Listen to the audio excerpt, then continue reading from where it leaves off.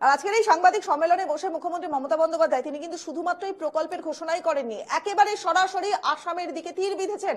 ফের বাংলার বাসিন্দাকে চিঠি, অসমের ট্রাইব্যুনালের ক্ষুব্ধ হলেন মুখ্যমন্ত্রী মমতা বন্দ্যোপাধ্যায়। অসম সরকার থেকে ফালাকাটার বাসিন্দাকে অহমিয়া ভাষায় এনআরসির চিঠি দাবি করছেন মুখ্যমন্ত্রী। বাংলার ব্যাপারে অসম কিভাবে হস্তক্ষেপ করে? ওরা কিন্তু নিজেদের সীমা লঙ্ঘন করে ফেলছে। ডাবল ইঞ্জিন সরকার নিজের চরকায় তেল দিক, অসম সরকারকে তোপ মুখ্যমন্ত্রীর। দেখুন, কালকেও আলিপুরদুয়ারের একজনের কাছে,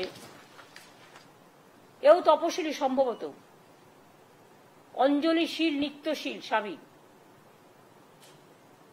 ফালাকাটা, কিন্তু চিঠিটা গেছে কুচবিহারে, ভুল করে আলিপুরদুয়ারে। এবং 19 আর 25 তারিখে লিখেছেও পুরোটা আসামি ভাষায়। এবং আসাম গভর্নমেন্ট থেকে,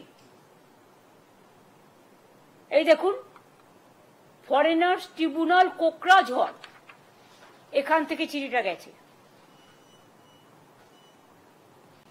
বাংলার ব্যাপারে আসাম কি করে হস্তক্ষেপ করে? এটা শুধু আনএথিক্যালি নয়, আনকনস্টিটিউশনাল, ইললিগাল, এবং ওরা কিন্তু সীমারেখা লঙ্ঘন করছেন। আমি ডাবল ইঞ্জিন সরকারকে, বিজেপিকে বলবো, নিজেদের চরকায় তেল দিন। ওখানে তো কালী মন্দিরও ভাঙছেন, দাঙ্গা করছেন, ঘরবাড়ি পুড়িয়ে দিচ্ছেন, মানুষ উচ্ছেদ করছেন, ডিটেনশন ক্যাম্পে সবাইকে রেখে দিয়েছেন, অনেক মানুষের নাম বাতিল করেছেন। এইভাবে যদি মনে করেন আপনারা দেশ চালাবেন, দেশটা কিন্তু বিভক্ত হয়ে যাবে।